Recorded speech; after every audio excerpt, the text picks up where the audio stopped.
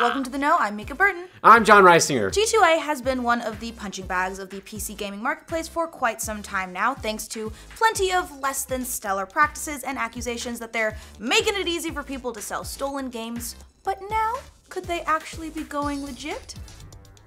Maybe, I don't know, we'll find out. The notorious key reseller announced a few big changes today that may cut down on some of the shady practices they've been accused of in the past. But not everyone thinks these changes will be on the up and up because video game developers and publishers are already throwing shade at the company. And we all know that the Penguin and Batman tried to do this and it didn't work out. If G2A is actually redeeming themselves and changing their ways, that could be good news for people who legitimately want to resell Steam keys for games they don't want to play, and a good way for gamers who just want to find PC games on the cheap. You know, assuming these changes are legitimate and actually go the way G2A claims. These changes were announced by G2A in a press release, which is what everyone does, I guess, stating that they'll be updating the marketplace to provide, in their words, more transparency. GameIndustry.biz reported that as of July 1st, the firm will provide detailed seller information to all buyers, including name and address. All seller info will be accessible in several places on the site, including the bills provided to the customers, allowing them to see who they actually are buying games from. Okay, that would address one of the biggest criticisms about G2A, namely that it's a gray marketplace that facilitates the sale of stolen video games and also buys game keys for cheap in one region, then marks them up in another. With more transparency in the buying and selling process, this should, in theory, cut down on stolen goods being easy to sell. In the past, one of the things scammers did was buy dozens of keys with stolen credit cards, then offload them quickly onto G2A. Yeah, that always went poorly for not only developers of the game that was purchased, because once the credit card was recovered, chargebacks were issued and developers lost money, but also to gamers, because sometimes the developer would cancel the key as a result and then an innocent user was left without a way to play the game they thought they bought legally. Womp womp. But now that seller info is accessible, that might not be as big of an issue. G2A said in their press release that these changes are only the first step in further simplifying and improving the shopping and selling experience on G2A Marketplace. This announcement comes about a year after its CEO said that it might ditch key reselling altogether because he wanted to clear up the company name.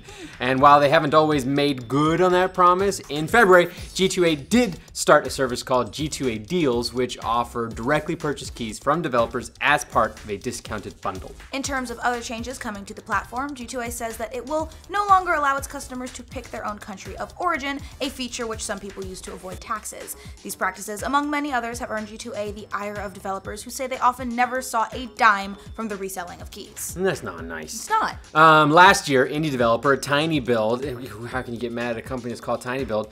They accused G2A of selling more than $450,000 worth of Steam keys without a single bit of profit coming back to the developer for their trouble.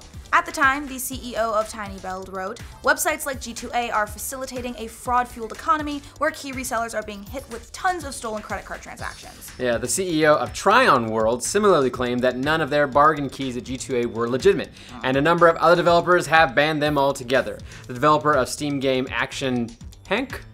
Let's go with that. Even went as far as saying he'd rather you pirate the game instead of purchasing it through G2A or another Steam key reseller. Damn. And for that reason, not everybody is buying G2A's sudden turn to reputable establishment. Publisher Devolver Digital fired shots at G2A on Twitter today, responding to its new vow of transparency by tweeting, "Levels of transparency will be sold in $4.99 increments." Ouch. Sick burn. Sick burn! It looks like they're working on a new indie game called Savage. I didn't like that joke. Who wrote that goddamn joke? Brian. God damn it, Brian. I can always tell when it's Brian. Of course, Devolver and G2A have beef going back for years. You might remember in 2014 when Devolver tweeted that its games purchased on G2A weren't legitimate and that they were actively canceling those keys. And Devolver isn't the only developer to throw shade at G2A publicly this week. Just a few days ago, the indie developer of Slime Rancher told G2A basically to go fuck itself.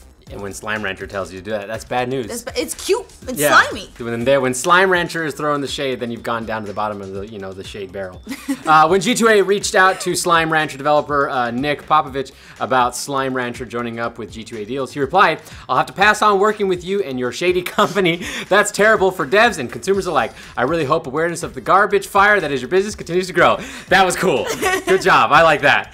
He went on to say, "But have no fear. I'm sure Slime Rancher keys will find their way to your site's claws whether I like it or not."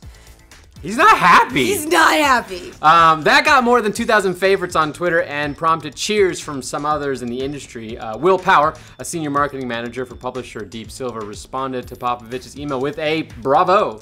Interestingly, though, G2A hasn't been as quick to counterpunch this time as opposed to in recent months when it has vehemently defended its business practice. You said it the way I say it. Vehemently. It's vehemently? Yeah. I thought it's vehemently. My brain says vehemently to spell it. It's kind of like when you say, but it's actually vehemently. Vehemently. We're keeping all that in. You might remember recently when Gearbox announced it was partnering with G2A for a collector's edition of Bulletstorm, but then scrapped the plan after a backlash. After that deal fell through, G2A had strong words against its critics, saying most of the allegations levied against us are based on both a lack of knowledge and a lack of desire to learn the other side of the story. Snarky. Yeah. And after some more criticisms, they got just a few short weeks later about how easy it was to sell stolen keys gathered via email scams. They claimed that the issue wasn't really their problem, and scammed keys are technically legit because they come from the developer. Biopic, that's another one for me. I always say biopic. Just can't get those words right. Wait, it isn't biopic? No, it's not. It's biopic. What?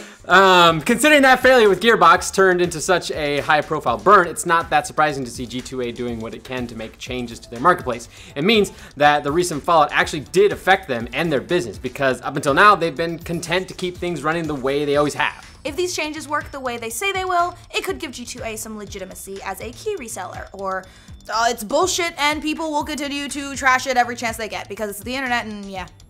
Yeah. What do you guys think about G2A's changes? Do you believe them when they say that they're going to be more transparent and that you should bring them back and they're going to treat you nice, girl?